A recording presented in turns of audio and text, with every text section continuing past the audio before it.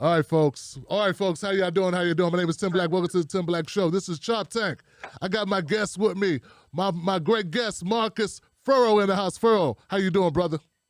Man, what's up, Tim Black? What's up, Wolf Pack? What's up? What's up to everybody who has supported my dog, Tim Black, for the last couple of years? One of the most amazing political commentators, and also one of the most amazing free-thinking African American men in this whole ass country. So thank you for having me and allowing me to share this space with you, my brother. I really appreciate it. Man, I'm glad to have you here, brother. And get that keyboard out the way, man. This is a pleasure for us, man. It's an honor having you here with us today, brother. I've been checking you out for quite some time, man. With your work, your acumen, your political acumen is stellar, and you are definitely a heavy hitter, man, in your space. I like what you guys been doing over there. I know we've talked before, and we're gonna get into so much, man. And this is folks. This is great to have Marcus with us because this is something I've been wanting to do for a while, which is have a long form conversation with great guests. And it's great to start it off with Marcus Ferrell, man. The brother is the epitome of moving and shaking and black progressivism. I love this. Marcus, brother, first of all, where you at, man? I'm in my old stomping grounds in Phoenix, Arizona. I'm actually in Scottsdale right now, being real bougie. Now I had to come over here and grab a bag or two real quick because I haven't been active in in political worlds for maybe like a year when it comes down to like direct organizing, but I'm slowly creeping my way back into it.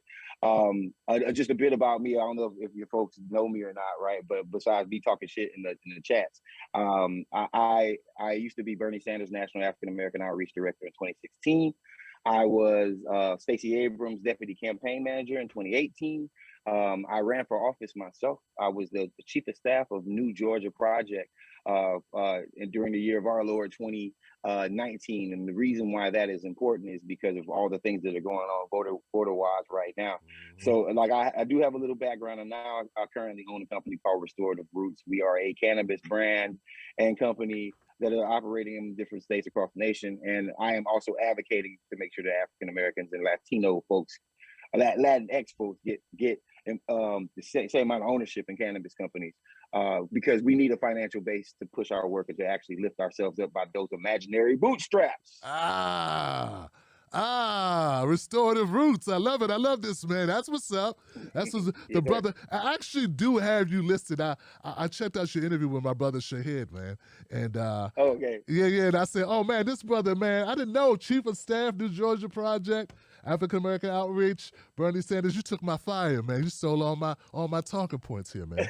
This brother, deputy campaign manager. Come on now, deputy campaign manager. Yeah. And look, guys, what I love about Marcus here, real brother. Now, I know we're going to get into real and what's not real and why I get to use terms like that. But, man, every time I listen to you and Mondale Rocket, I always feel like, nah, these some real brothers right here. These brothers, like, these brothers, they don't play around. They say what needs to be said. So, man, this is great. So, Arizona, ex-military? Ex-Navy, yeah. I was in the United States Navy for 5.5. United States slavery on the USS Never Dock for 5.5 years during the second Iraq War, and I was stationed all over the place. And I was a corpsman, so I was a gun carrying medic that worked with nothing but Marines and sailors. I mean, excuse me, I'm sharing this on Facebook now. People need to know that you in the house, brother.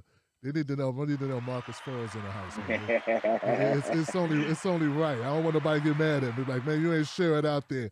Because it's weird, brother. Some of my Facebook people don't play with your YouTube people, and, people be off in their little quadrants. So I know it's on the same phone.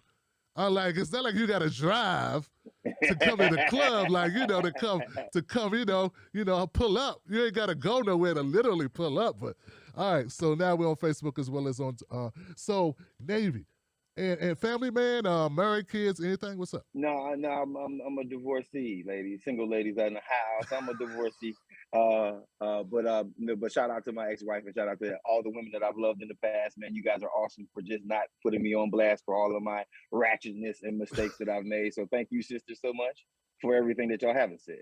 My brother, my brother. Well said, my brother, my brother. You know, and that's what's up, brother, out here, man. I can't imagine being out here right now. That's something else, man. More power to you, brother. More power to you. You ran for Yeah, office. You ran for yeah, I office did. in what year, brother? It was 2018 before I became after I was Stacey Abrams' deputy campaign manager. I came to back to Arizona, and I said to myself, you know, it's time for me to actually like put you know, make the rubber actually hit the rhetorical road. So now here's the thing: I didn't come in expecting to win. I came in expecting to blow everything up, and that's exactly what I did. And there's a lot of people in the state of Arizona who have, because shortly after that, the events of 2020 happened, right? And all of the things that I was talking about, people were like, you're just doing too much. And then it's funny because even yesterday, I had a sister come up to me and said, "Man, look, boy, you open up the doors for so many people to be able to come out here and speak about Black and brown issues. And now you have a whole bunch of Black people in Arizona who are not only running for office but actually winning these seats. So sometimes it just takes a sacrificial." Honest sacrificial lamb to get things done. Man, I was in Arizona talking about reparations, but I figured if y'all got a Confederate flag in a state that wasn't even in a war, I can talk about reparations in a state that wasn't even in slavery. That's strong. That's strong. I love that attitude, man. You know, Yeah.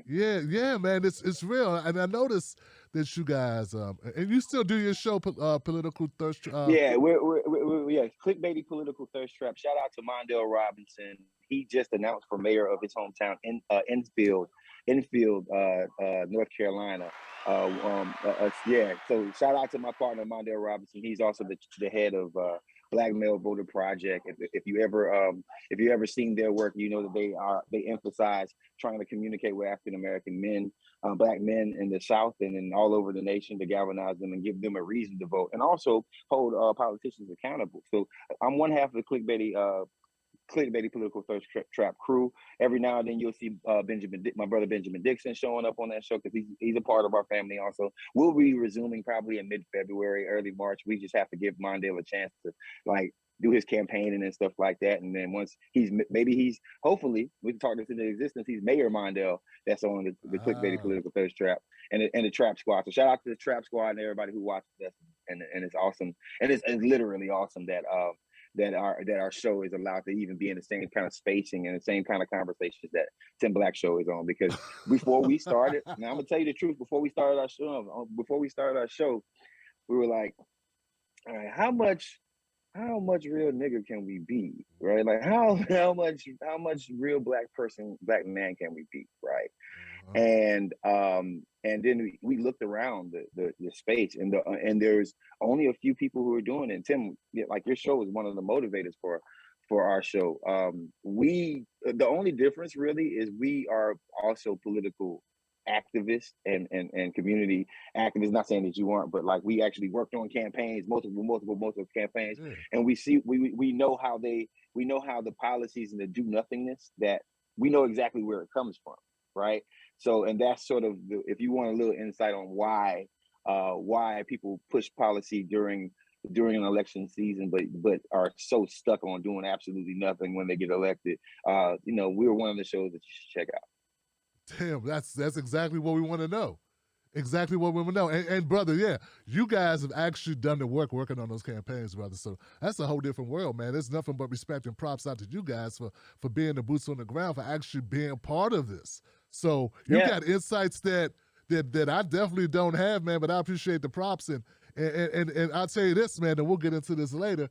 No matter how black I've been on my show, I always get criticized for not being black enough, man. So it goes and it comes. Somebody hit me up today like, man, I wish you was more like Black Authority. I'm like,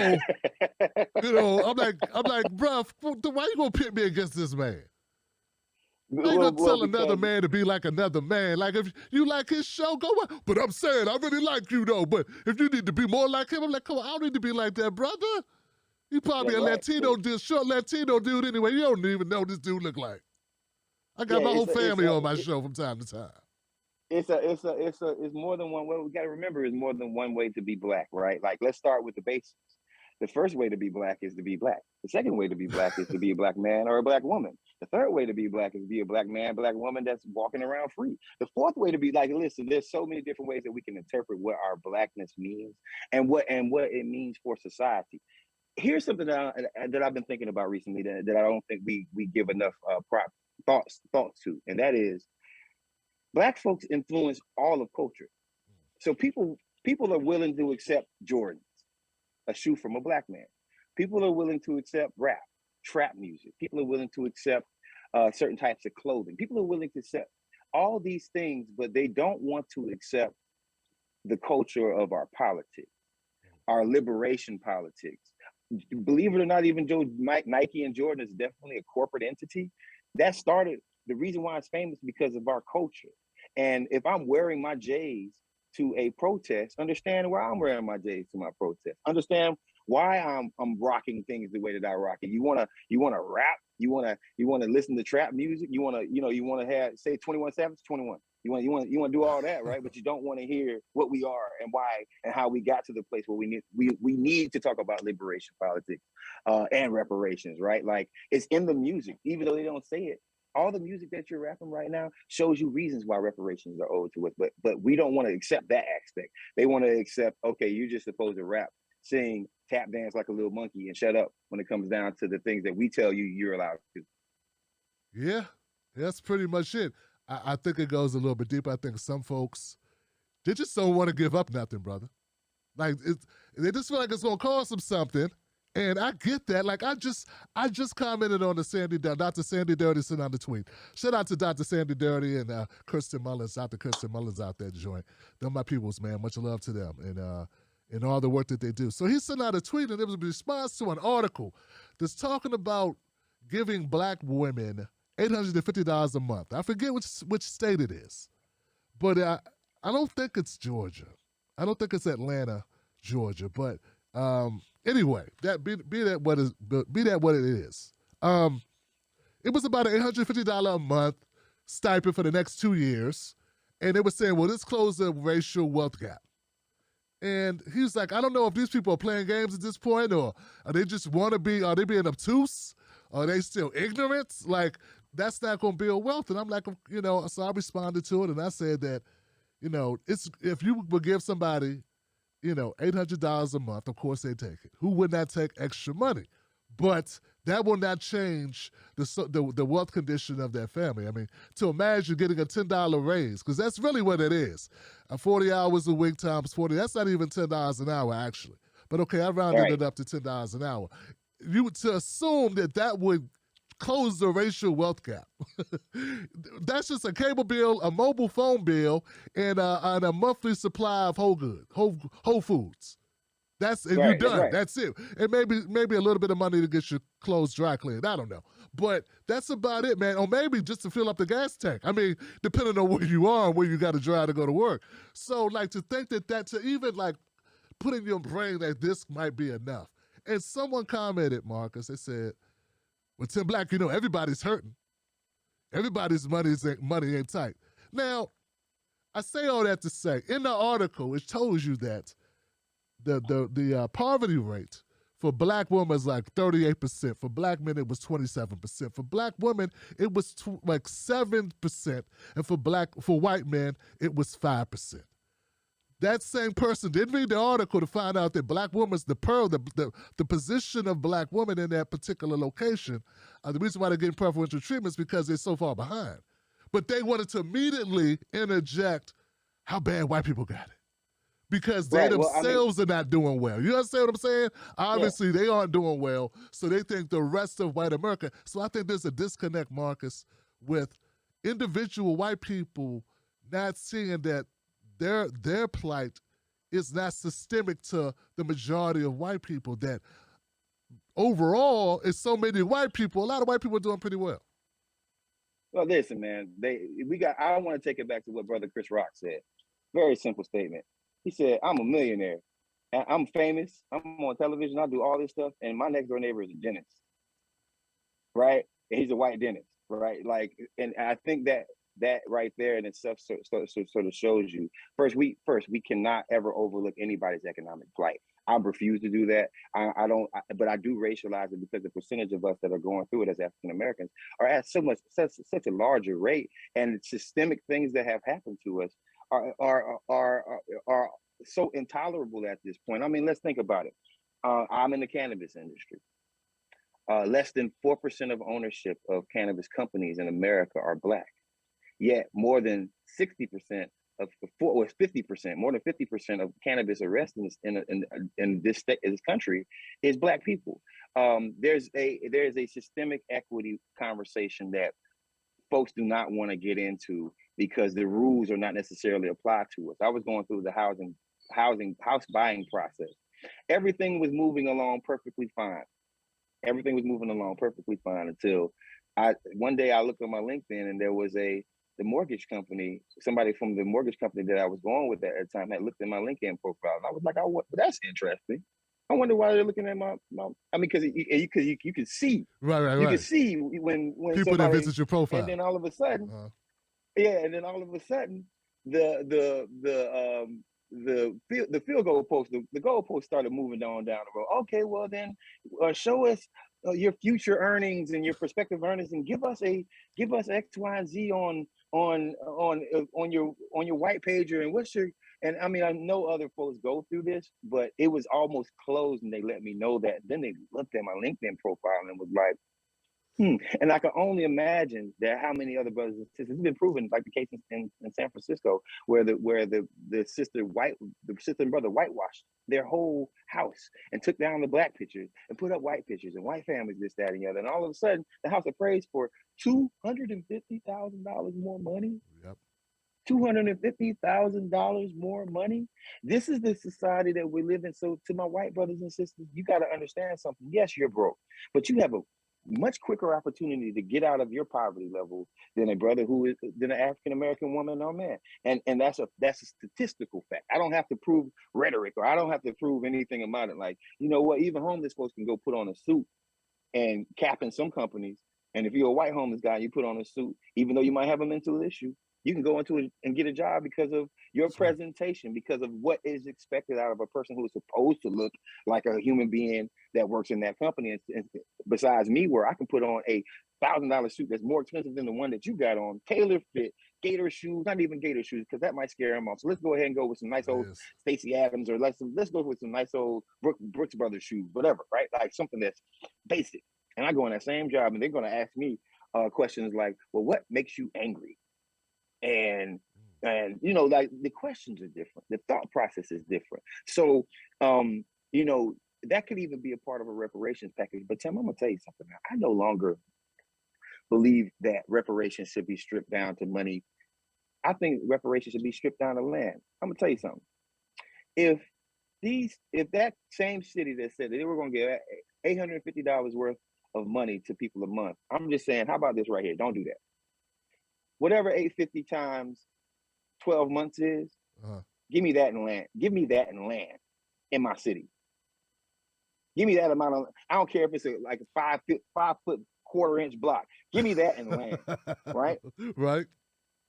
Let me have that land right there. And the reason why we want that land is because, I mean, to be honest with you, the initial conversation around reparations was land, 40 acres and a mule. That's true. And if you know it, and the last thing I'll say, brother, if you know where that land was, they wanted to give out for the 40 acres and the mule. It was where Jacksonville, Florida is right now. All along the coast of the St. Johns River, they were going to give African Americans in the South land in Florida, 40 acres and a mule on some of the most fertile land. And now, if you look at these prices, downtown Jacksonville, where the landing is, that is a multi-billion-dollar property, right? If you go down south, if you look at all the neighborhoods that's on it, you're not going to see many African Americans that don't have a CTE scan due to them when they pass away. Everybody else, you're not going to see those normal neighborhoods with that kind of property. So we need land, man. Either cut us our check or give us our land and watch it appreciate. Because no matter what happens, the one thing, what Oprah say, the one thing that is not going to replicate, and God ain't gonna make no new beachfront property, and that's real. Yeah, I love the idea, brother. I do, but I'm like, that was exactly my question, brother. Like, where's the land gonna come from? Like, is the land taken up? Is somebody inhabiting the land, or is it government-owned land? state-owned land. Well, I mean, let's be honest with you. When they ran their highways through our cities and separated, OBT, Orange Blossom Trail, from two, where Zora Neale Hurston was born, two different neighborhoods, when they took these big highways, I-10 and 95, and they said, okay, well, we can't run it there. We're gonna run it through these black neighborhoods. And when they separated it, they didn't give a goddamn about our land that we own. They just took it away from us. Eminent domain. This highway is coming straight through here. As a matter of fact, they were so nasty about it. And even Pete Buttigieg, the neoliberal behind, talks about this. They were so nasty about it that they actually directed, instead of going around, they actually directed the highway to go through. They literally said, oh, there's a black neighborhood right there. Let's go through this one right here. Right? It's evident. I think about the home that I had in Arizona, and I looked at the deed. And if you ever look at the deed in some of these places in historic Arizona downtown areas, and you might be surprised, even in Houston, even in some of these cities, you look at the deed. Some of these deeds has a big red stamp on it that was made in 1940 that said an African American, a black person, can never own this property. What? It's on the deed. On the deed. So we don't have to go far to look for evidence of reparations and land is owed to us. But the problem is I think the biggest problem is there's no accountability for my brothers and sisters in the CBC. They're supposed that there's enough CBC members where not one law can get passed unless they say so. But we are always the guaranteed folks that are just going to sign on to whatever else without any concessions for the black community. We just sign on and say, okay, boss, I got you. Whatever you need, Nancy, we're going to sign on. Right. Sign on to it instead of saying, okay, you know what? Unless this earmark goes to the black community, I ain't signing it. And none of the CBC is. And that's what we need to get to. That's what we need to get to, brother. What with your political experience, brother, that's a no-brainer. It seems like that's a natural reaction people would have. I look at unions. Unions sign contracts. I worked for the phone company for a while. I was a contractor, but the employees, the union employees, brother, they went on strike every couple of years. And they had strict demands. And without those demands, your phone wasn't going to work. They had to get some scab workers out that joint. People had to fill in for them because they were not going to cross that picket line. Very, very obvious demands that they wanted each time to move the earnings forward, to broaden benefits. And so what I'm saying is, since we know what's a no-brainer, it's very obvious. This is part of America. It's very American to bargain for your group, to bargain for better wages or benefits. What is going on with our politics? What is going on with the CBC? What would your answer to that be? I don't have an answer besides years and years of ineptitude and unacceptance. If we think about this, man, like some of our biggest victories, because some people look at Obamacare like a big victory, right? And the CBC kind of touts that, but yet and still, I still have to pay $400 a month to get Obamacare, right? Like I still have to pay money for Obamacare, right? And you still have to put down some of your cash before that. Yes. But we can consider that a victory. So, but when I want to go to it, like, here's where I'm gonna go with I'm gonna come with a response, but I'm gonna come with the answer. And I think, believe it or not, it's not all doom and gloom, Tim. I think that naturally the younger folks are like, okay, we've tried you guys' way for a minute. I look at the Atlanta metro area and what happened in Metro Atlanta in the last municipal election. All of the neoliberals lost. All of them lost. Right now, the mayor of the blackest city in America is a Democratic socialist. Khalid, Mayor Khalid is a Democratic socialist that is the mayor of a city that is 90% black and used to run. And if it's that black, then you know how neoliberal that area could get. And he still is, because people are actually getting tired of these platitudes. Andre won his race basically because, and this is Mayor Andrea, the mayor of Atlanta, Georgia, won his race in the face of the most consistent neoliberal city in Atlanta, Georgia, where gentrification is normalized by politicians, where increasing police budgets is normalized. But he be a neoliberal woman, and I'm not even mad at this woman because I think that she would have did decent. But the problem is that folks are tired of the platitudes. Folks will go, and this is what the CBC does, and CBC members do, and this is what the woman who lost did. Go to a white neighborhood and say one thing, and then come back to the black neighborhood and say another thing, right? And thinking that we don't have the internet, thinking that we can't just drive up there and listen to your speech and what you say to them in comparison to what you say to our communities, right? So how do we change the CBC? How do we do this? A couple of things. First thing, we need more people to run for office, and us as a community need to pay their bills while they're running for office. Understand that. The reason why people can't run for office is because they cannot. Sister Betty can't take care of her 3 kids and run for office at the same time and be everywhere. We as a community need to lift up and prop up the people that we know are going to represent us and represent our interests. So that's the first thing. We have to get together, find our candidates, support them, not their campaigns, but their personal lives. Wow. Give them a budget so good people can actually get in there and run for office. Second thing is we got to be our own lobbyists, right? Tim, as working for New Georgia Project and working for Stacey, man, I did some work in Georgia where we registered over 400,000 black and brown folks in the state of Georgia to vote. And now, after we did what we did to make sure that Ossoff and Warnock got in there and Joe Biden got in there, I expected some results.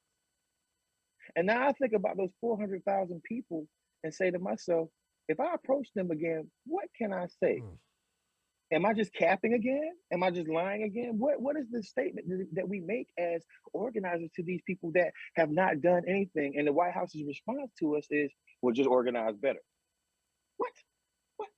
Wait, what? You mean to tell me you're not going to do policy? You just want to get reelected, so we have to organize better for you.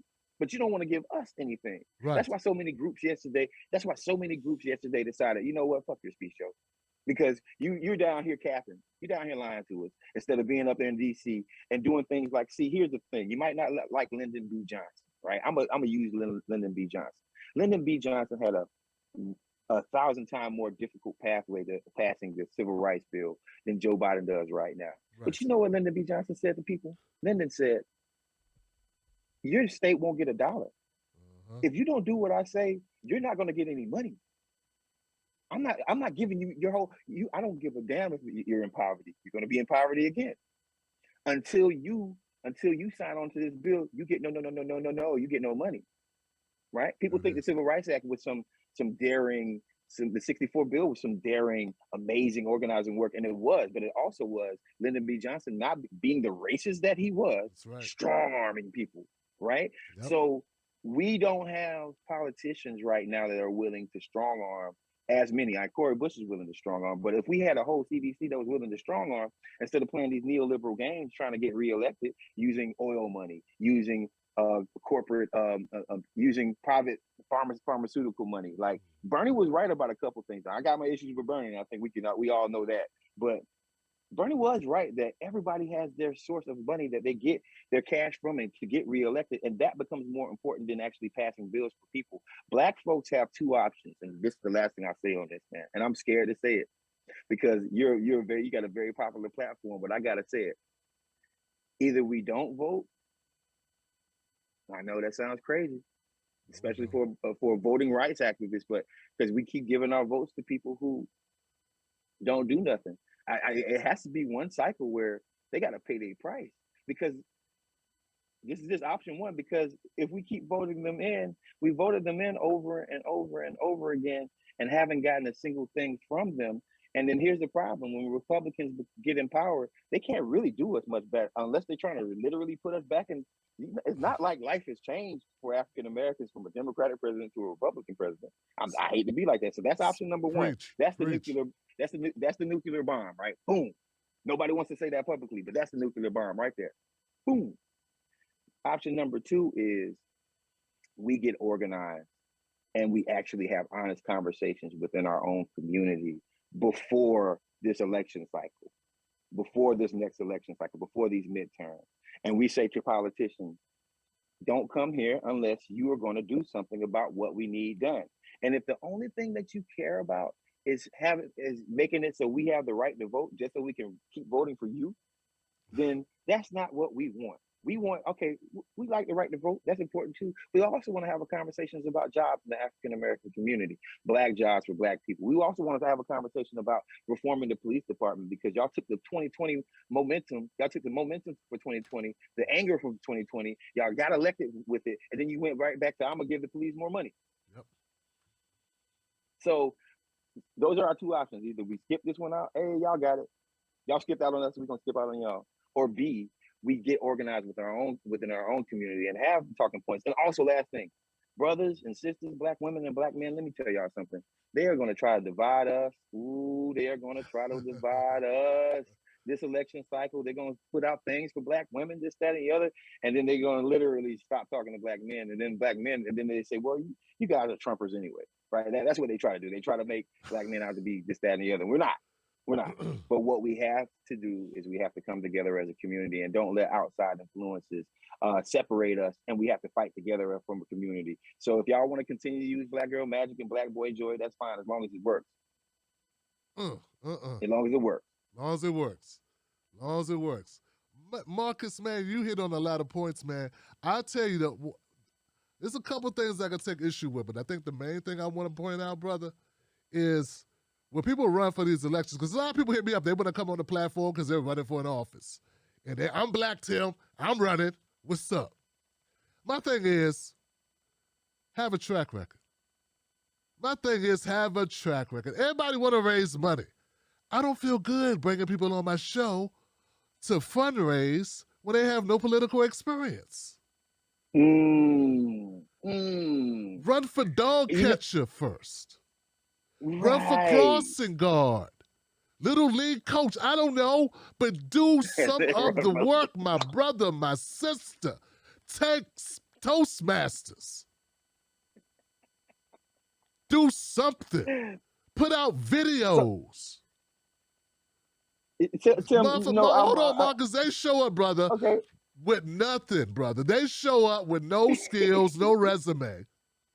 Well, you know, I believe in this. Motherfucker, that's not how you get elected. You're not going to win. So I'll take a long shot, but I won't take a no shot.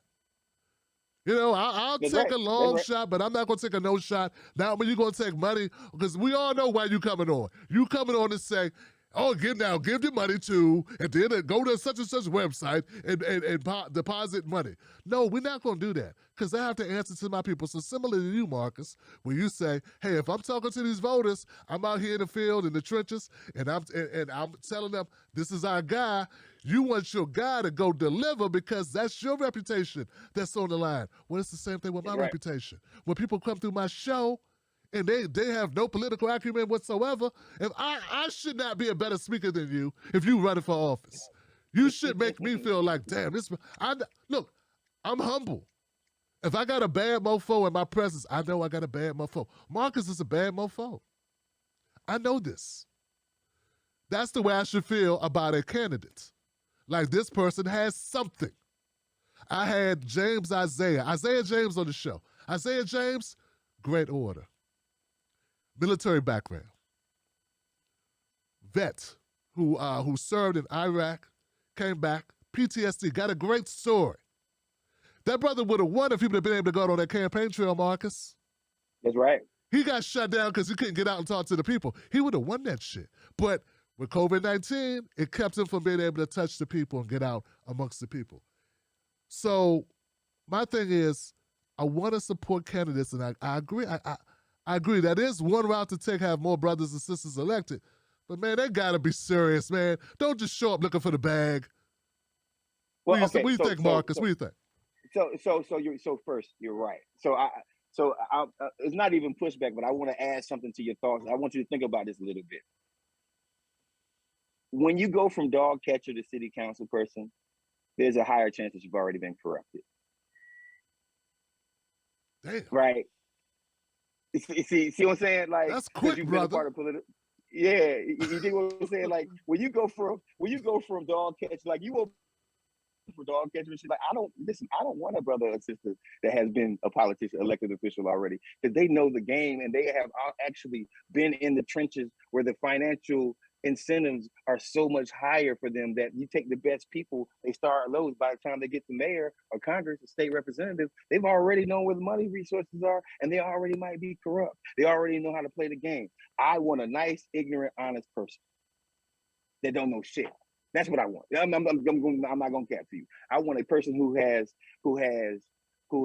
integrity, a little bit innocent, a little bit naive, but smart enough to hire a dope ass campaign manager that can get the community behind them.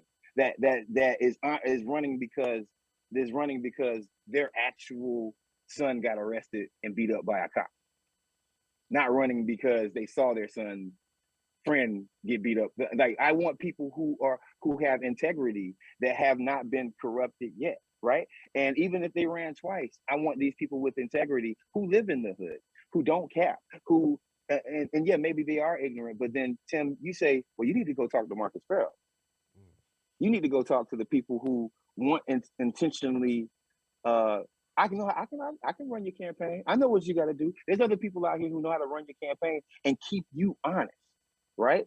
And keep you in call time. And when they ask for money, I don't want them to be asking for money for their campaign. We'll handle that. I want you to be asking for money for your personal bills. So corporation X, Y, and Z can't hire you and say, well, we'll keep money coming into your coffers as long as you do X, Y. No. You know who your paid lobbyist is. You know who your constituency is. It's not the businesses. It's the people. If you know for a fact that the people put you there. So I'm just very like, I don't disagree with you, right? Like, I want people to have a skill set, but a skill set is not necessary. It's not necessary if you have the right team around you. I want a person, when they get in power, to have integrity. That's the kicker right there. Because there's not a lot of people who, because you know what's not integrity to me? When Citizens United was passed, people who think, okay, well, Citizens United was passed, so therefore I could treat this company like a person. Like, you know better than that. That's not integrity. That's just you trying to get the easy, fast buck, right? And that's the problem within the Black community. Black folks don't listen. If you look at the amount of money and the net worth of Black people in the Senate and Congress right now, right?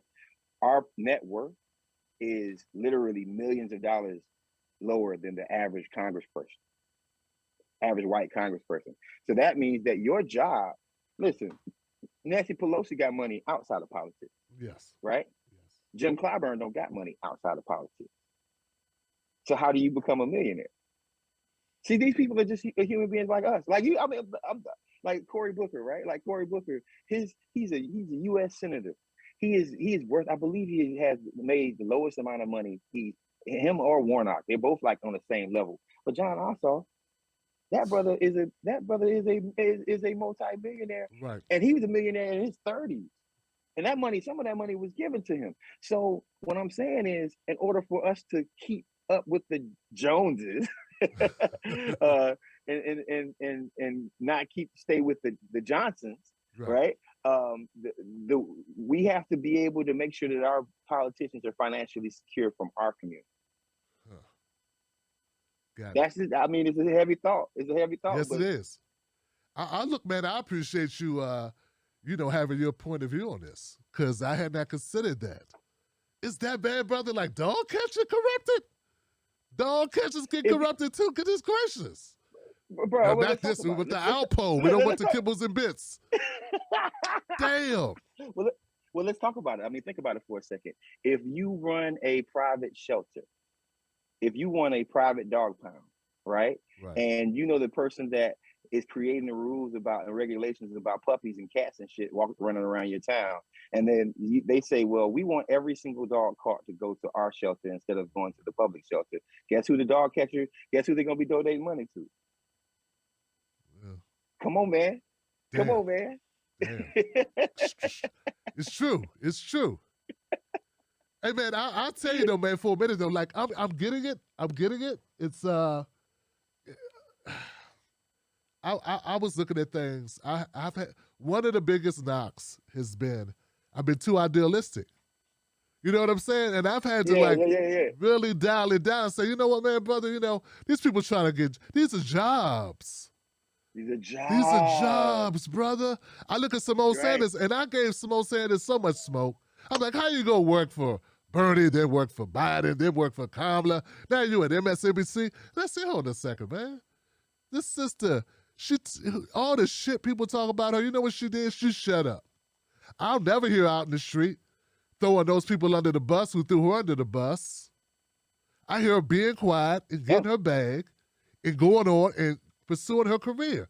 Now, I feel a certain kind of way about it, but at the end of the day, it's a job. And there are countless white people doing the same shit that are quiet, that I don't know their names. So I work with Simone, man. Don't ever forget that. That used to be my coworker at one point, wow. Right? People tend to forget that I was the national African American outreach director for Bernie Sanders, right? And national, not like local, not like somebody. Right. No, I was on the private jet with Bernie, begging him to talk about reparations when he was not doing it, right? I thought that was Tesla. Bro, you can't talk. I thought it was Tesla talking to him about that. No, well, Tesla did, but like in 2016, that's my job. Wow. No, I was Black Outreach Director. I love Tesla to death, man. Like me and Nina brought Tesla onto the campaign. Tesla was I was the first African American and the highest ranking African American before Simone to work for that campaign. Wow. When reparations, when the conversation, when he got booed off of the stage in Phoenix, Arizona, that was my first day at work. When he got booed on stage, that was my first day at work. I repeat this a million times. No, Tesla's my sister, but like no, when it came down to the day that the conversation about reparations happened, and he got hit for reparations, I'm literally talking to Simone and Jeff and Bernie, like, what are y'all doing? You mean Bernie doesn't support reparations? How can you support free college and not reparations? Like, that don't make sense, right? So I mean, and I also got blacklisted because I actually was talking about black things. But that's what you have to do, and that's the problem. There's certain people who go along with everything that white folks tell you needs to happen within campaigns and within policy, right? And the folks who push back against that too much aren't the ones that are elevated. The ones that are elevated was like, okay, boss, right? And right.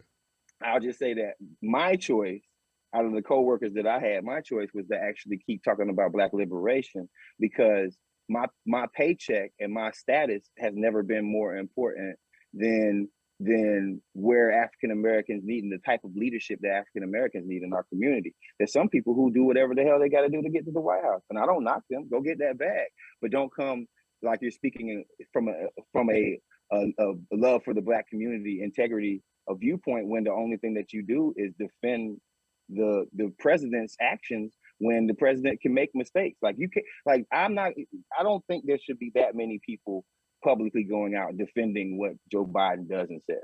I'm sorry. Like don't try to sell the Black community. That's gaslighting.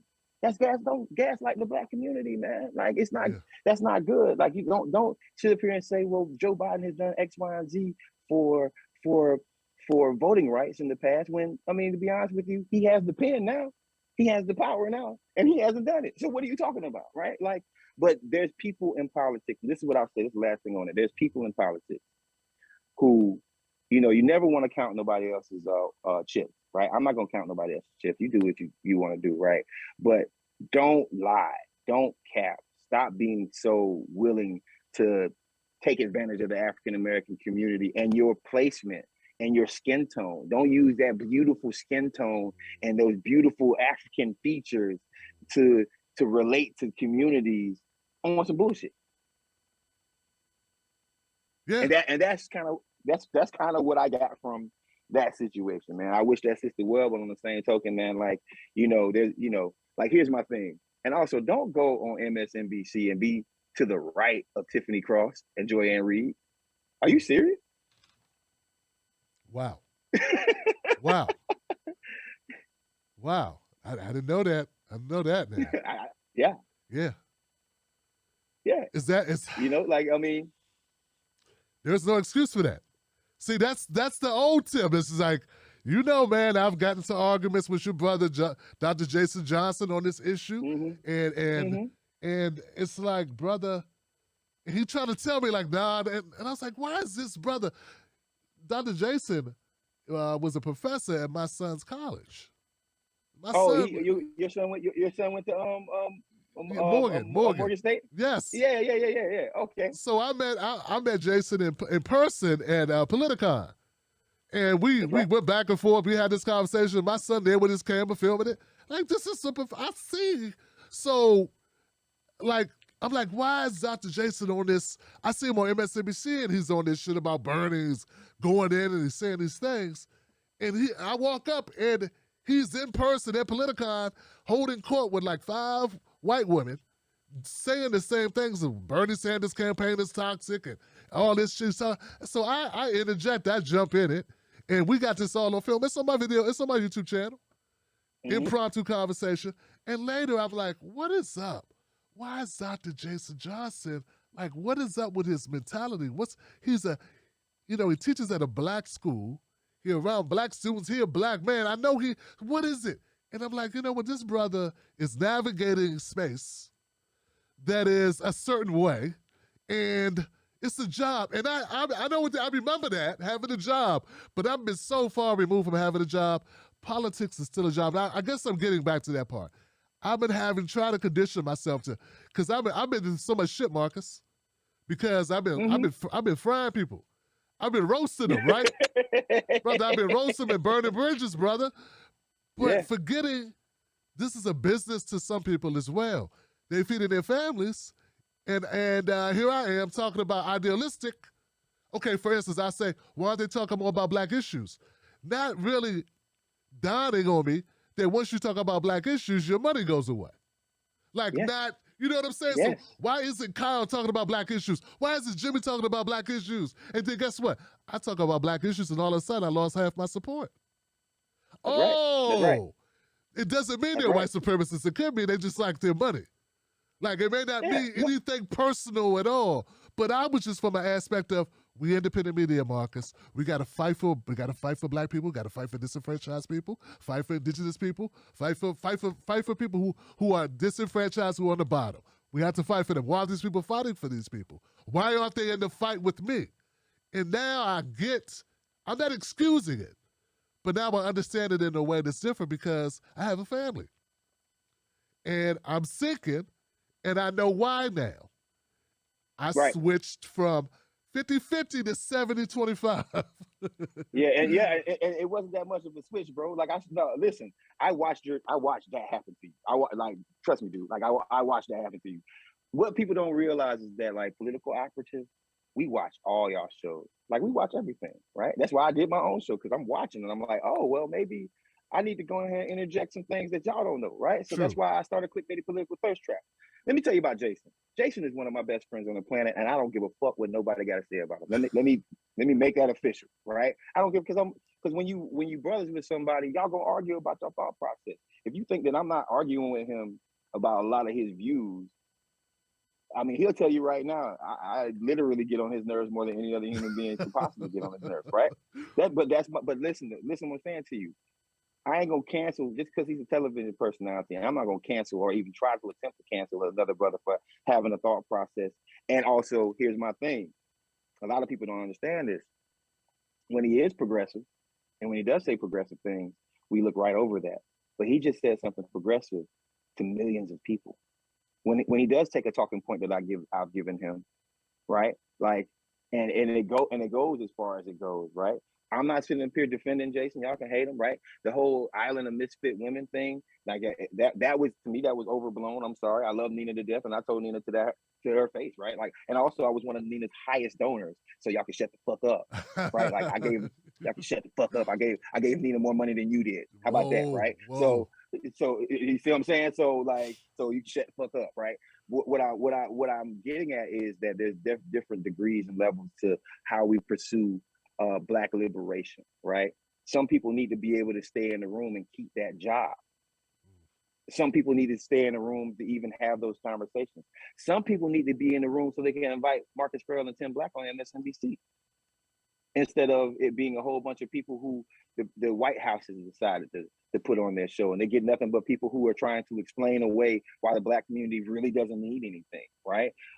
You got to understand something. The higher ups on these channels, the higher ups on some of these networks, they are so neoliberal. They're conservative.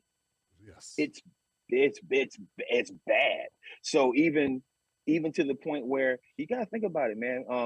Martin Lamont Hill. You got to think about Jamel Hill. You got to think about all these people who lost their platforms for mentioning Blackness, and y'all were calling them neoliberal. Some of these, not you, but you were calling them neoliberal just because they and the reason why they got fired was because they were talking about Black issues, right? So imagine going into a universe like that, wanting to keep a platform where you can actually inform people. Now, here's the thing: why doesn't the 10 Black Show have multi-million subscribers like TYT, right? Why doesn't Clickbaity Political Thirst Trap have an average of 5,000 people watching every single show, right? Why doesn't, because the thing about it is we ourselves, the Black community, is afraid of Black liberation. Did you hear what that nigga just said out loud about Obama? Like, that's what you get, right? But we can't have a realistic conversation about how My Brother's Keeper was a program for upper middle class black kids in comparison to the ones who really needed it. We can't have that conversation in public. We can't have a conversation about on MSNBC about reparations, right? Like, and if it is, it has to be dictated and it has to be curated in such a way that good points and realistic points about factual things don't get put on television. We can't have those things because Black liberation politics is the scariest thing to all politics. You know why? Why? Because they all know that we built this motherfucker. They all know that they owe us. They know that. Right. If you think, I'm gonna tell you something, one of the most racist state representatives in the state of Georgia, I'm not even gonna say his name, but I had a conversation with him and he was like, Marcus, can I tell you something? Man, I believe in reparations. I absolutely believe in reparations. We can just print some more motherfucking money up and give it to all the Black people. Because that's what we do for white people. It ain't gonna hurt my pockets none. As long as y'all get out of my way and let us do our thing, y'all can have y'all thing. And that's exactly what he said to me. They all know what reparations mean. They all know it. Elected officials know that they owe it to us. But the economy is so built on having a large percentage of African American dollar go to them that you have like the pharmaceutical companies make money off of Black folks. People don't act like it, but the pharmaceutical company makes a lot of money off of Black folks. The oil lobby makes hundreds and thousands of millions of dollars off of Black people every single year, right? Like, so going solar helps Black people, but every company makes money off of Black folks and we blindly give it to them. If we get reparations, we might start building our own businesses, a Black-owned oil company and a Black-owned solar company and a Black electric car company. Let's scare the hell out of them. So that's it. That's all I got on that one. That's deep, brother. That is deep, man. Let's switch gears just a little bit. Yes, sir. Bakari Sellers was on the Breakfast Club. Why haven't I seen Marcus Ferrell on the Breakfast Club? I'm wondering what's up, brother? You should Charlamagne should call you up, brother. Now I'm going to say he should have you on the show. There's no reason why. Like, does he know? Have you met Charlamagne? Have you talked to him? Yeah, I met him. I talked to him. Yeah. It was an interaction at the Congressional Black Caucus, the last one that we could have. Which, by the way, I always find the Black Caucus to be an interesting thing. Y'all are having a get together and a big party and celebration every year, and Black folks are poor. But I digress on that one right there. But I met Charlamagne at the CBC, and I don't have a good enough PR team. I'm not willing to pay for it. I'm not willing to pay for it. I mean, but more importantly, you got to understand something, that when you get to a certain level, right? I think you and Ben Dixon are bubbling on that level. Believe it or not, I will. Y'all are like right there, like right there. You know what I mean? Like, I think. Ben's had a lot of opportunities, man. I think Ben's the guy. I think he's next up for a lot. And look, I wish him the best. I hope that things work out because I know it's tough. I know I'm in this space with him. I know it's tough. Yeah, but so when I met Charlamagne, didn't know who I was, and a lot of people don't know who I am Right. because I'm not out here trying to get that. I know my message needs to But get out. your I'm working on a book. resume, my brother. Once they My hear the resume. resume, I got an online show. I've had some great guests and stuff, but brother, you got a resume. You know, Yeah, and no, that's what I'm speaking of. When you run down the list of your accolades, brother, I just think that it went because I look at comment sections like all content creators do. I look at the comment sections for Bakari, and I met Bakari. He was in Tina Turner's campaign down in Ohio when you hit me up, and I'm gonna talk about that. We're gonna talk about that. And I'm there with him, and I saw him give his little stump speech at a couple locations. We never spoke. But I know he knows who I am because we've had little issues online. But the point is, I'm just saying, once we talk about accolades and you run down the resume, he's like, okay, this man is vetted. This man has credibility to have these conversations on this platform. That's what I'm speaking to. So that's why I think you'd be a good fit just based on your background, brother. Because when I look at the comment section, some people are like, oh, Bakari again? Because Bakari's been on this so many times. And to have another brother that has accolades. The reason why I brought it up, brother, was not to put him on the hot seat, but more to talk about a question that Charlamagne asked him. He asked him how you thought Kamala and Joe Biden were doing so far, and Bakari gave him a score. He said, B-. I said, damn, that's high. B- because they both went on to say that there was a lot of promises made to the black community and that the Biden administration up to this point hasn't fulfilled those promises. I'm like, then how the hell you get somebody a B- if they ain't turning in work assignments? Like if you ain't turning all your assignments, the best you can do is a D. And that's kind of being charitable. Like that's kind of nice. So, I mean, what's your grade? What you that's where I'm at. Where are you on Biden and Harris with that question of what kind of grade would you give them at this point? Okay, y'all people gonna hate this, especially y'all super progressive folks. I give Joe Biden a D. I give Kamala Harris a B+. I give Senator Harris a B+. Wow. Yep, I will. And let me tell you why. Because y'all forget America, man. This is a black woman working for a white man. Still, she can't. Y'all act like she can sign shit herself. She can't do nothing. She can't even guarantee campaign promises that Biden makes. That's Biden's decision. You know who's more powerful than the vice president in the White House right now? The chief of staff. True. Right? True. Right? So how are we gonna be trying to grade her off of working for? That's like, okay, check this out. That's like this right here. People said, hey man, you're bad at your job when I work for Bernie Sanders. Not knowing that Bernie and his team didn't listen to a goddamn word I had to say.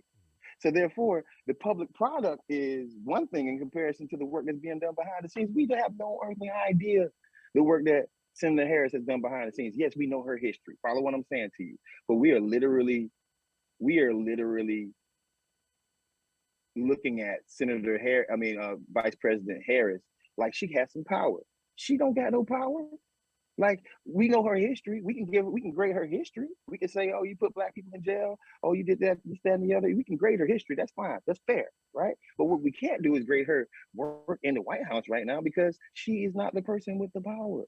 It is obvious that somebody in that White House, a black woman who went to Howard, who has AKA sisters, follow what I'm saying to you now, who has real black sisters, like who talk to her all the time and say, hey man, what y'all doing? Right? There was AKAs who skipped yesterday's event out of protest of Biden. Do you think they skipped it out of protest of Vice President Harris? But you gotta understand, these administrations use this black face to get over. If we're gonna understand that they're using a black face to get over, then we also have to understand that black face doesn't have that power like that. I'm sorry. We can't blame, like, if she's President Harris, then that's what I'm gonna say. Hey, you get an F too. Right? But what's her job? Her job is to be the black face for the white Biden administration. Henceforth, she gets a B+ because she is a black woman that is the face of the Biden administration. Wow. That's now. I had sort of like a nuanced response at one time about her. the same way when it became, because I was looking when they were saying, "Oh, what's going on with her office and all this shit." And there was like rumors about this ain't working out, this person leaving, this going on, what's she doing? I'm like, hold on, man, I haven't even heard from her. Like, what? I don't even know what they got her doing. What are you talking about? I don't remember looking at Pence and being like, "What's Pence?" I forgot Pence was in there. So the fact that we're thinking about Kamala made me say, hold on a second, dog. There's some racism going on here. Look, I'm not using that, but I'm saying, who gives a shit about a vice president? No one talks about vice president. They put Biden in the back. They sent him to Serbia or Syria. Or, I don't know where they sent him, Siberia. That's it. I thought that's where Obama never invited Biden to parties. The whole time Biden wasn't at the parties. He had Chris Rock, Dave Chappelle, everybody, Kanye, everybody, Jay-Z, Beyonce. Biden not invited. So I'm like, why all of a sudden people focus on Kamala as if she's this integral part of this administration? So I did have a problem with that. You know what changed my mind, Marcus? When she started talking. And I said, oh, here we go. Here we go. Here we go. Like, recently she started talking about January 6th, and she compared it to Pearl Harbor. She compared it to 9/11. I'm like, oh, I remember this, Kamala. This is the one. Yeah. So that's just talk, though. That's not actually doing. You know what I'm saying? That's not actually governing. That's rhetoric. And who knows who wrote that? But you know, that's important. I like your stance on that. Damn, B plus. Yeah, I mean, because listen, doggy, like, what's her job? Like, here's the thing. Take the heat. Didn't say my Take the heat. That's his job, right? Yeah. Jeezy didn't say my president is black and my vice president is white. Like, he didn't. That wasn't the lyric. That was. You did what I'm saying? Like, so, but for some strange reason, no matter if you love her or hate her, right? No matter if you're neoliberal or progressive or whatever the hell, you got to understand that she ain't got the power. Y'all are, and operating off of pure hatred, literally operating off of pure hatred is, if we get over that and we look at the facts, we just look at the facts of what she's doing and what her role is. Her role is to take the heat, right? Her role, she's the first vice president. She's the first woman. She's the first woman to ever be in that building, bro, at her position, bro. Like, so, and I'm not trying to take the neoliberal stance. I just know the job. Like, I know the job, right? Like, you know what I mean? We can get mad at, who gets mad at the offensive coordinator when they lose the Super Bowl? Who is the offensive coordinator, right? Right. You know what I mean? Like, I mean, so if we look at her job, right? Her job, she's doing a B+ at it, because, like, here's the thing. She has blunted neoliberal criticism of the president from black neoliberals. Maybe that was her job, right? Because you're never gonna, like, but Biden is still taking them heat, and Biden is the one who's taking the decision. And even if it was a speech, you know, if she wants to keep the job, she's gonna do whatever the comms department says do and say. Right? We're going to say this, that, and the other. Well, I don't necessarily believe it's that bad. Well, but we're going to say this, that, and the other, because that's what our... he can't get rid of it. It'd be a wrap for him. That's probably what's keeping him in. Yeah. That's right. That's right. I mean, like, don't get me wrong. Like, I'm definitely... I hope to your viewers that are watching, they understand that I'm super progressive. I'm probably way more progressive than you are, because I support reparations really, really, really loud in important spaces, right? Right. But I also... But also in order for me to keep saying that loud, I actually have to, like, do things like make sure that I have a even approach about what's important and what's not important. That's a strong position, man. I appreciate. Yeah, I hear you. They said they can't hear you. All right, good. Because my iPods are going. Oh no, you good. Nothing changed on that end. As long as you can hear, we good, because you good on this. Okay, awesome. Wow, brother. Oh yeah, I can hear. That's strong, man. That's strong. Okay, so with that being in mind, brother, and I think people need to consider that, Maya Angelou on the quarter. Okay, so I looked at this. I said, wow, more tokenism. Should I be dismissive of that, or should I see it for the earth-shattering, like, you know, ceiling breaking, with glass ceiling breaking option, opportunity that it is, what it will represent 100 years from now, for a black woman on a coin. What say you, Marcus? Give me 250 trillion quarters with George Washington on them by himself, and I'll be perfectly fine. I don't care about that shit. Like, I am very, first off, Maya Angelou, she deserves to be on a bill, right? Like, she deserves to be, she absolutely deserves to be on it. But, I saw a post today that said, oh, great, look, there's a white slave owner and a black woman, a white slave owner on the front and a black woman on the back, right? So, but we also have to take our victories where we get them. But we got to be very careful. Giving us a day for Juneteenth instead of reparations, right? Giving us these symbolic things that is meant for them to have talking points, and it's so bad because like it's gotten worse. The 1963 legislation to pass the Civil Rights Act is to the left of everything that's happening right now, right? So that's like them saying, okay, let's get rid of Jim Crow and let's name it Jane Crow. Right? Yeah. So first let's celebrate it, because Dr. Maya Angelou was literally our literary champion, male or female, absolutely, for her whole lifetime, and she will be our literary champion for 1,000 years down the road. Like, her work is ever present, and she deserves that. But we have to have the fortitude as African Americans to say to our congressional folks, we don't want a Maya Angelou quarter. We want a Maya Angelou bill that talks about how Black women need to have better health care when it comes down to delivering our babies. Black women need to have a real job silence. And Black women need to have mental therapy, and Black kids need to, like, name a bill. Yep. Pass that bill. Call it the Maya Angelou bill. Yes.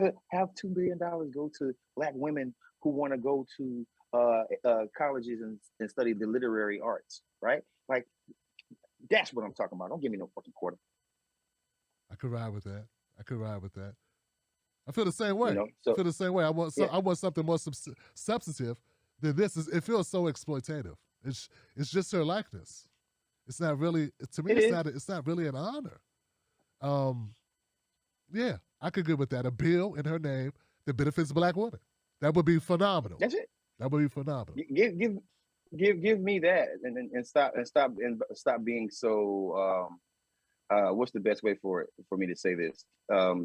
Give me that. I'm sorry about that. Give me that, and stop giving me and don't give me the platitudes. Now, this comes back accountability for our elected officials in the CBC. The CBC, and when I say the CBC, I'm not saying all members, right? Because we tend to forget that there are some very progressive, Hank Johnson down here in Georgia, right? Cori Bush, right? There's progressives in the CBC, and you'll never know how powerful their words are, or that they are progressives, because leadership in the House and Senate, they choose who speaks publicly, right? So there's a reason why Clyburn gets airtime and you don't hear Cori Bush talking about the same exact issues. Well, for the first thing, Cori Bush has probably tested them and tested every single thing in within that bill, because Cori Bush reads every single bill that she has. She just doesn't sign on to things, right? So like, we have to have more Cori Bushes of the world, and we did have an opportunity with Nina, which I wanted to hear your thought process on that one right there. Yes. We did have our opportunity with Nina, and we allowed the Cleveland area to kind of get suckered. I also say this right here. We progressive, we put too much into being right than winning. I'm going to say that. I'm going to say that one time. And y'all wonder why we lose races. We lose races really because we want to be, we want to win with the most integrity, and we want to win the right way when everybody else around us is playing dirty. Boom. Boom. Now, folks, you may not know this. I know you don't know it because I haven't told anybody this. When I was in Ohio, Marcus Ferrell hit me up. He said, we need to talk, man. Back just before it was time for Nina for the race to come down to the wire. And I said, well, we'll talk after the race. Let's talk after the race. Because I started to get bad feelings, man. Started to get a little worried when I was out there. I'm going to be honest with you, Marcus. So I hit up Nina the day before, and I said, Nina, I don't feel good about this. Nina didn't like that phone call, but I had to tell her what I thought. I just felt something did not feel like it was black enough to me out there in the streets. And she said, Tim, we got a great canvassing. We're doing great. We got a lot of people out here. We got volunteers. We got people locally. We got black people. We got white people. We got all these people.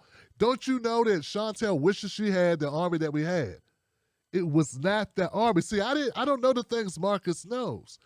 I was unaware of what would happen in those highfalutin areas in the suburbs of Ohio.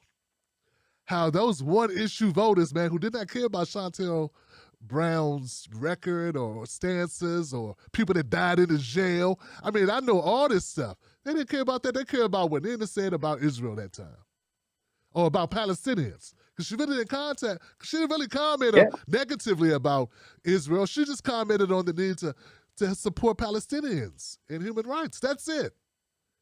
And that was enough for them, though, to come out in droves, committed to giving that seat to Chantel Brown, brother. So I'm still like, I went through it after that. I brought my whole family down to Ohio, Marcus.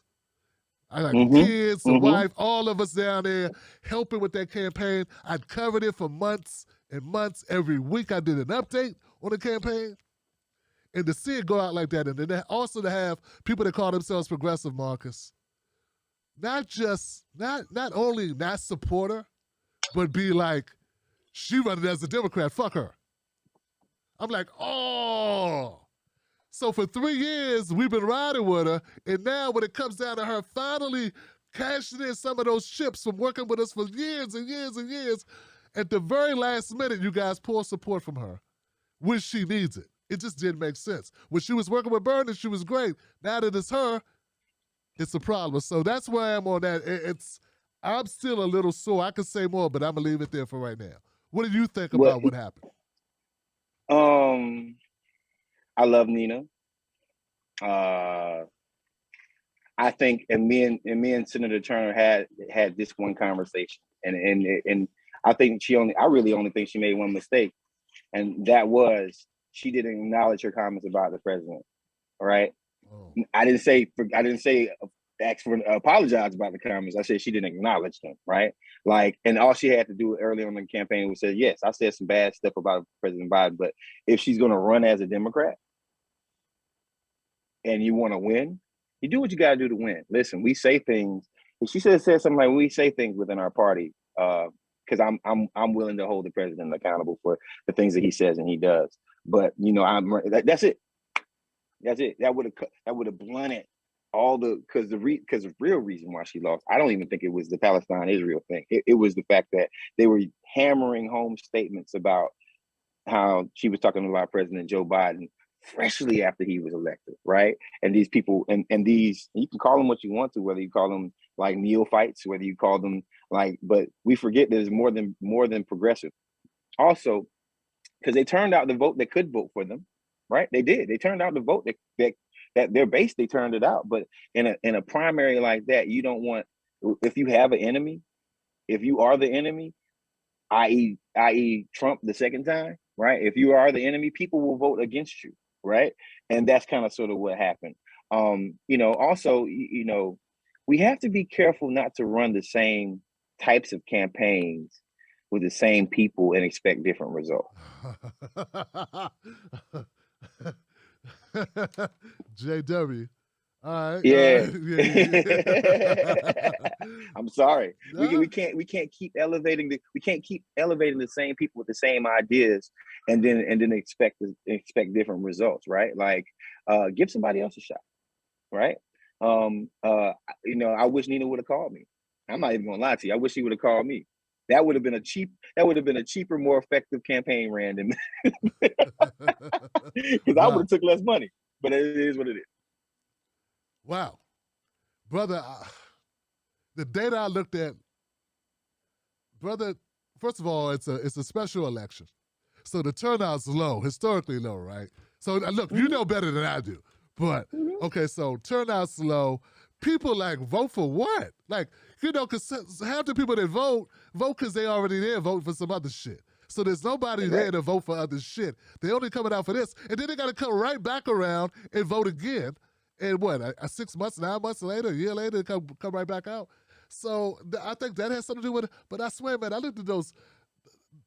She won. She won like the local, a lot of the black areas. Nina did very well there. It was those suburban, those upper middle class areas, man. I'm telling you. And then all the money that came in at the last minute. Like, Nina had a lot of money, Marcus, but she had it like, okay, this is what you got. And that was for the whole campaign, it seemed. But they dumped money at the end where she didn't have much money left. They like dumped it in, like they just Brinks truck backed it up towards the end and just carpet bombed everything moving. And then, you know, Hillary came out and it was a press. They did the damn thing to shut her down, man. It's proof that she was dangerous. Yeah, the thing about it is our sons and daughters need to start understanding who has done what for our community before we start standing for politicians, as my brother Terrain Walker says. We have to stop standing for politicians, right? So when Hillary Clinton comes to your town, is that a good or a bad thing? Does your 12-year-old son or does your 17-year-old son or daughter who is about to be a voter next year understand that just because she was the senator and the first lady, that she also made in a statement that if I saw a black man in a hoodie, I would be scared too? Right? Do they know that, right? But it's because of lack of accountability and because of how many people surrounding Hillary Clinton have gone to the black community and said, "Oh, well, she just made a mistake," right? Let me call a woman the B word publicly. I won't ever come back from that mistake, right? But for some strange reason, when you are a white politician who make those lyrical mistakes, those verbal mistakes with the black community, you can get forgiven, and all of a sudden you still are our hero and still are our champion. So, like, honestly, the hood should not give a goddamn if Hillary Clinton ever shows up at something. Like in Atlanta, the hood didn't care if Joe Biden showed up, right? Because you give a damn when somebody actually shows up that has done something for your community, fundamentally done something for your community. And Tim, man, I gotta tell you something, bro. I'm so tired of being shunned for just saying basic political rules that we should abide by as Black people for our own constituency. If there was a rule book for how to lobby for your community, and you took all those rule books for different communities and businesses, but you applied those same rules to the Black community, that's when they'll call you a hotep, or that's when they'll call you Dusty, or that's when they'll call you every name under the book, because you're using the same political ideology that they use for different segments, but you're just attaching it to the Black community. Listen, if you think that business community, the Asian community, the Jewish community, the South, the Native American community, Spanish community, everybody has their enemies. But if you notice something, the only people that are allowed to be Black communities' enemies have to be a Republican. Yeah. That's the only people that are allowed to be our enemies is the Republican Party. If there's a Democrat if David Duke ran for governor again as a Democrat, guess what? Okay. You're not allowed to bring up that he used to be a Klan member. Shit, I am. You know what I mean? I am. Well, I am. Yeah, but here's what I'm saying to you, and then we're going to continue down the path of, okay, we're going to lose more viewers because we're going away from what the establishment wants you to. You see what I'm saying? Like, I mean, it's not even a conversation. Like, I don't want to make it a conversation about like why. I want to make it a conversation about how we change it, and how the how part is one of the reasons why I love what you said. You bring up your family all the time, bro, and I appreciate that, because we need to start teaching our children what real politics looks like, right? Just like J. Cole gave 21 Savage a shout out in his song, because because 21 brings his kids to the studio with him and his wife to the studio with him. You might be talking about all kind of ratchet stuff, but you were doing things as a family. And the few of us black men who have family and are still alphas, or not even alphas, forget that, and just have a family, right? We need to be able to teach our children why it's important to look at the history of politics, to look at the mechanism of politics, and look at what possibly can be done. Listen, the military war machine is about 4 years away from trying to figure out how they can go somewhere else because they need that money. That's right. So somehow we magically don't have money for reparations, but we do have money for the next war, right? Like always, you know. So right, we gave. Like the brother said, I thought that they didn't have any money, and then somehow everybody got $2,000, right? So where's our money? Where's our money? Where's our money? Right. Strong points, man. I mean, I can't disagree with you at all, brother. I think we're at a place where people need to see. I'm a guy who I like when I didn't give a shit. I just said what I felt. I didn't care what happened afterwards. I felt like but I realized, man, that being right don't mean you win. No. It doesn't mean you go, and that's the thing. I think that's your point. We got to do more than just be right. Yeah, no, we got to cap. Like, listen, I'm gonna tell you the truth. I think we should cap. I think we should stop being so angry at neoliberals and start making them our friends. Invite them to the barbecue. You know why? Because what we need to do is get the power. We don't need to try to be right on our way to power. We need to get the power, man. Like I'm not gonna be pissed off at Don Lemon anymore, bro. Have me on your show.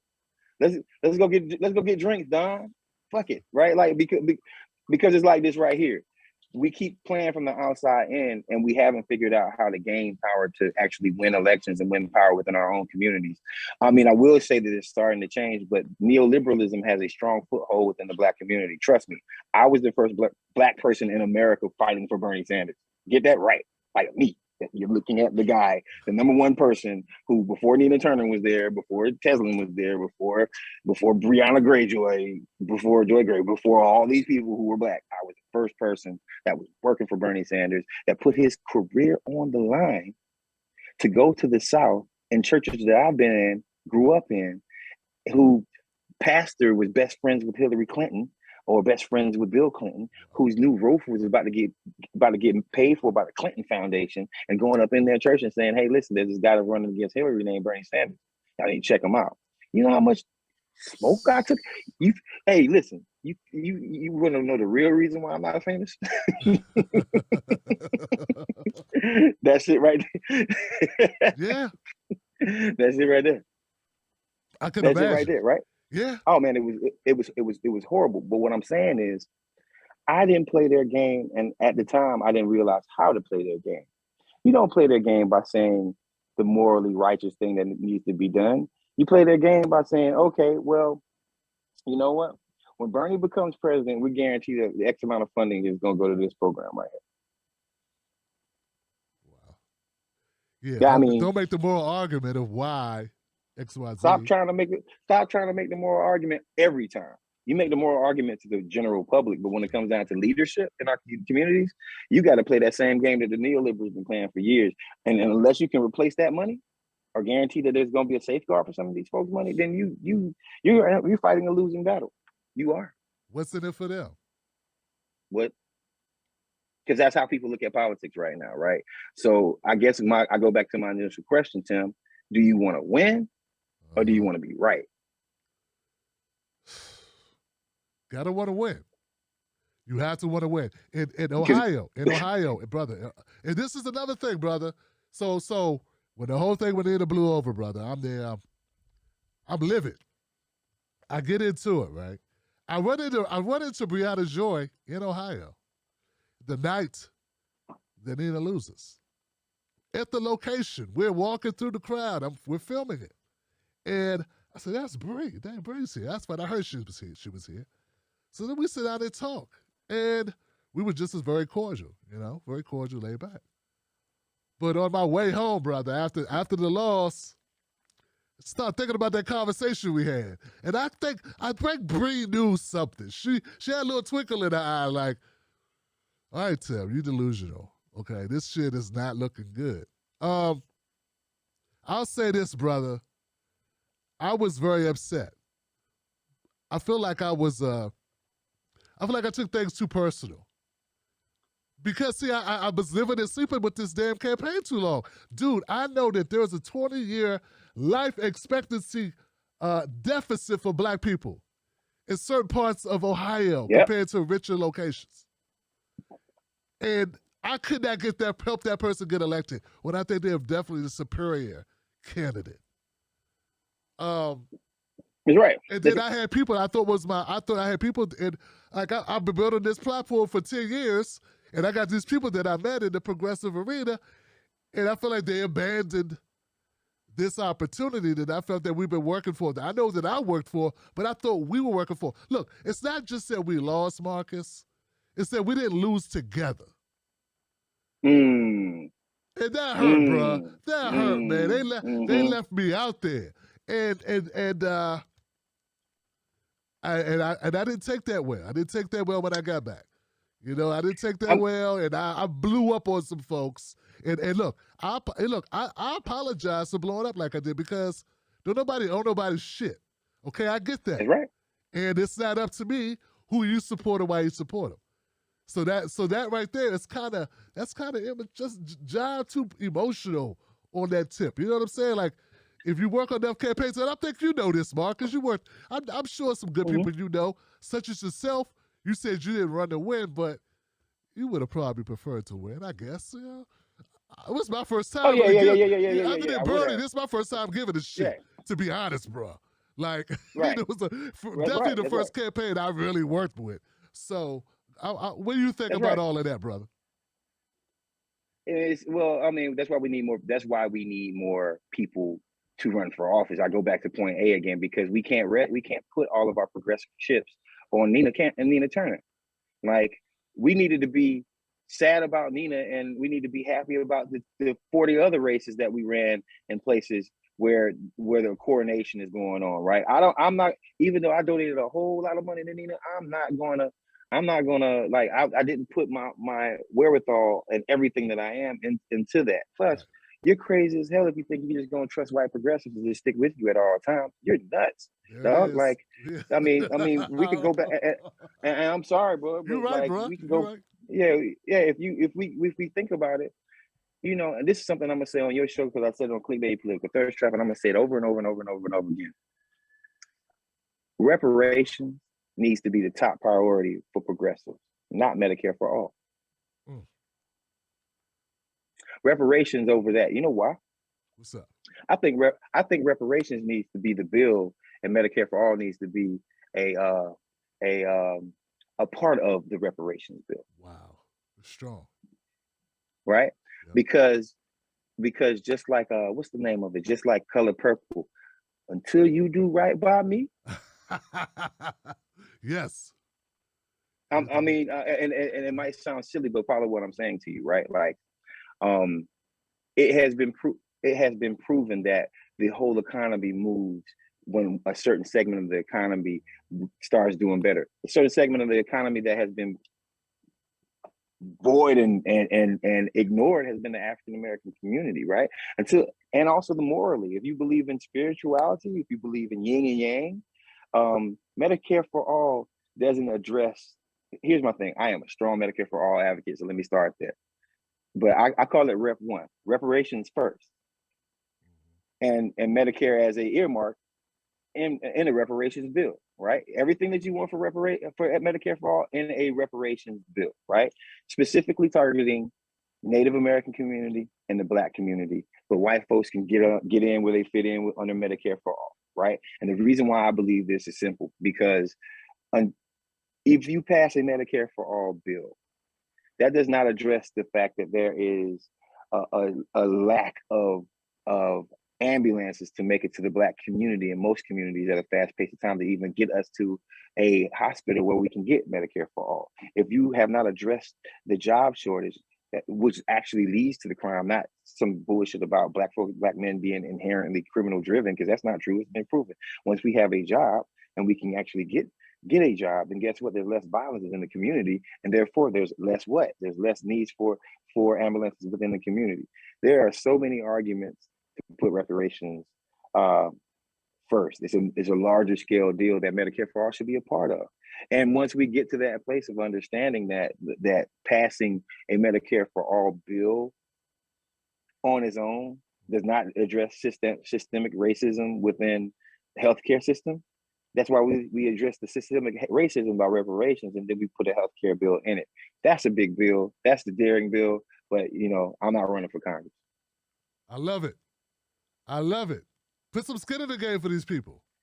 That's it, man. Put some That's skin it. in the game. Check this out. If you imagine the amount of people coming together if Medicare for All is under a reparations bill. Imagine the constituencies that will form like Voltron if Medicare for All is under a reparations bill. White progressives, oh yeah, I want the reparations bill passed. The LGBTQIA community, absolutely. I want the bill passed, right? Like there's so many communities that come together and we'll be fighting for one cause. Because if you put Medicare for All, if it was the opposite way around, then the first thing they're gonna cut is reparations. Absolutely. So I think that in order to make our white progressive friends have skin in the game and become better allies, is if we actually were to put a reparations bill together and have Medicare for All under it, and then fight for that provision itself. And everybody tells me it can't be done. Well, let me tell you what else can't be done. Medicare for All as it is right now. So we're gonna have to figure out a way.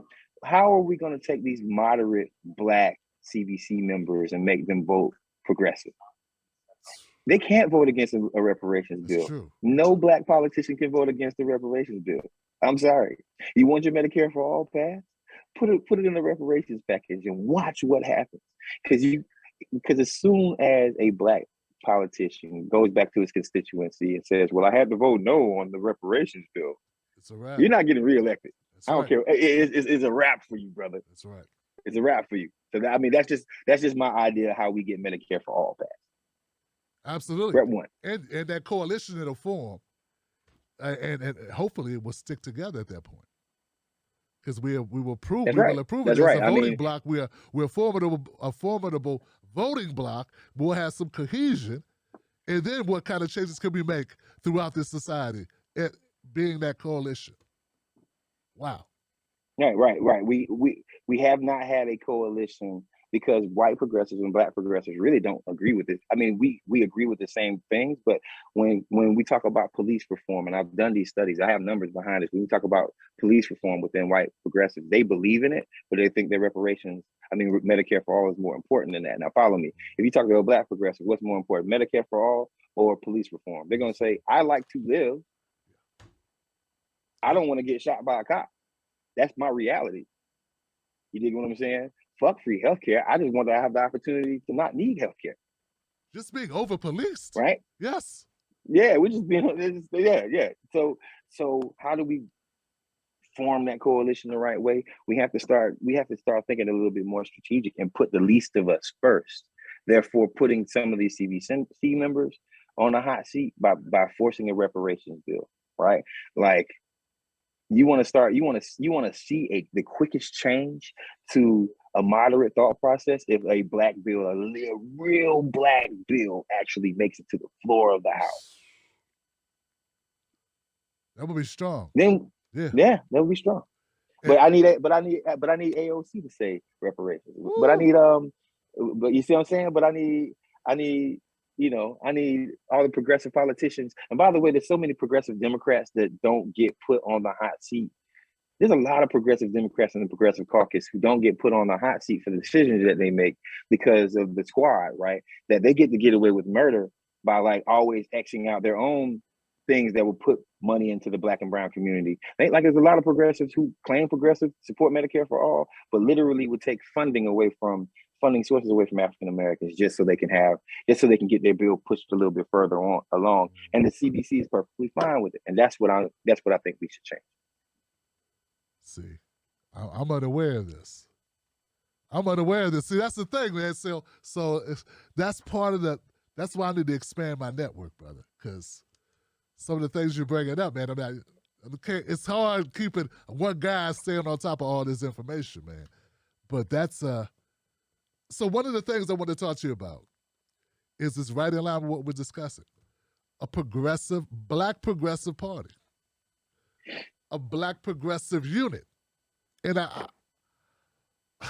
we don't really fit, man. You said it. I agree with you. Our needs for our community are very specific. And what's going to excite our communities, we know what those things are, brother. Reparations is one of them. If folks voted against, if black CBC members or otherwise voted against that, it'll be a wrap for them, just like it was with those who voted against the Civil Rights Act of '64. That's how we even got a Democratic Party with black people in it. Because Republicans said, "Oh, we voted against the Civil Rights Act." Oh, it was a wrap. That was it. So that's how strong that is. But I think we need a black progressive party, and they can say, "Cut the check," and not be humble. Say it with your chest. Say black agenda, but also be concerned with things like student loans and Medicare for all, or some type of universal health care. And police reform and ending qualified immunity. These are issues we care about. But something cohesive. That's my vision. That's what I think we need. Because I know there's some things I'm a little bit conservative about. Most things I'm progressive about. But you know what I'm saying? But it's nuances in the black community, brother.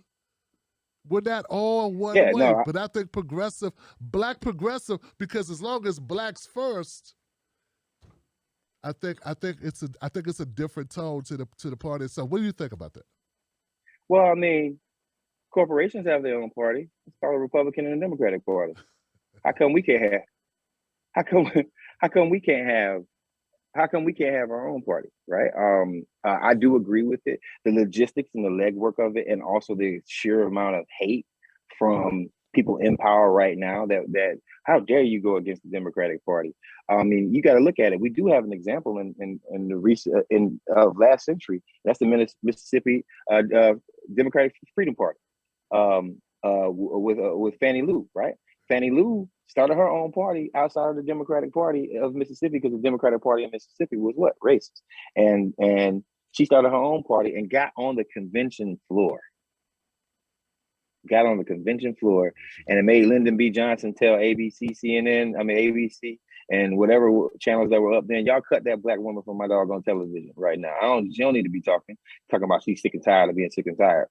It takes organizing, right? And it takes leadership to actually do that. But it also takes a willingness to take L's, right? But it has to be a home for us.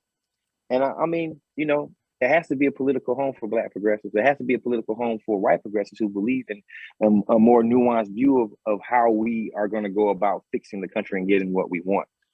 White people, white progressives, let me tell y'all something. The ones that are watching this show, let me tell y'all something. I'm looking right in the camera. Let me tell y'all something. I'm talking to you. Y'all can't win nothing without black people. And black people are already used to losing. I'll repeat that. White progressives, y'all can't win nothing without us. Y'all can't. Bernie tried it. He tried it twice, right? And you can't do it. You can't win anything. You won't win anything nationally. You won't get a bill passed without black people being a part of it. Because we are the original progressives of this country. Being born black in America automatically makes you a progressive. It's just when you decide to opt out, black people, and become a neoliberal. But your skin tone automatically makes you a progressive. So until you guys realize that and try to make coalitions with us, right, and try to build with us, your Medicare for all will never happen, right? It won't. Your free college for all will never happen because you don't have the numbers. You don't have the numbers. You don't have the numbers. It's a math game. With black people, you have the numbers. You have more than enough numbers. But right now, you don't have the numbers. So to my white brothers and sisters who are watching the 10 Black Show, part of the Wolf Pack, one of the Johnsons, let me tell you something. Let me tell you something. Y'all can't do it without black people. You need to tell your friends that. Democrats can win, but progressives can't win. Democrats can win. No, Democrats can't win without black people. But Democrats can't win without black people. Well, without, if you want progressive policies, it's going to take. Oh, no. The Democrats can win with, just follow me. Math-wise, Democrats can't win without Georgia, 70% black Democratic Party, right? Florida up there around 30%. There's not a state that doesn't have a sizable amount of black Democrats. Democrats know they can't win without the black vote. They like nobody can win except conservatives, because there's more than half of the white people in America who are conservative. True. You see what I'm saying? Right? You have to build these strong coalitions. And what scares me is that the Democratic Party and neoliberals have better relationships with black people than progressive white folks do. And that's why we keep losing. That's because they won't talk black. And look, I had to check myself on this because I didn't think that was true. I was living in that bubble, man. I thought, okay, I know these people. They come out. They support my show. I went on a tour. I went to Oregon, brother. I went to Salt Lake City, Utah, man. I went to Columbus, Ohio. And I met these people face to face. Salt Lake. Brother, I was the only brother there. Nah, I'm joking. There was some more. But a few. They were surprised to see me. I was surprised to see them. But at the end of the day, you're right, bro. At the end of the day, it's like, will they rock with black issues? And see, the neoliberals will pay lip service to it. They'll pay lip service to it. They'll go on MSNBC and say the right things. They'll go on CNN and say the right things. But then when I go on Kyle Kalinski's show, Vosh. That's right. Vosh. That's right. These people that they look up to, I'm like, these people don't talk black. All of them got controversies using the N-word. Why so many white people got controversies using the N-word? And why is it nobody like? I don't think Anderson Cooper has that problem. I don't think Chris Cuomo has that problem. And they're neoliberals. That's right. But these so-called progressives got this problem where they got to use the N-word. A nigga hungry, bro. What? And look, and you can't bring it up. I'm wrong for bringing it up. Some people right now are like probably flaming me right now. Why is he bringing that up? That's crazy to me, family. What world did you live in? So I was like, oh, man. So that was my wake-up call. Like, yo, hold on a second, man. I thought y'all was bullshitting. Like y'all really okay, this was all a game. I thought they was playing, Marcus. That's right. Where they were going to... That's right. I'm sorry, my mom... I thought that... I'm sorry. No problem, bro. Whenever you're ready. I thought, brother... Yeah. For instance, that Bernie Sanders was going to be supportive of black issues, but it was all a strategy. It was a strategy that he was going to get in first. And then he's going to go black on him, man.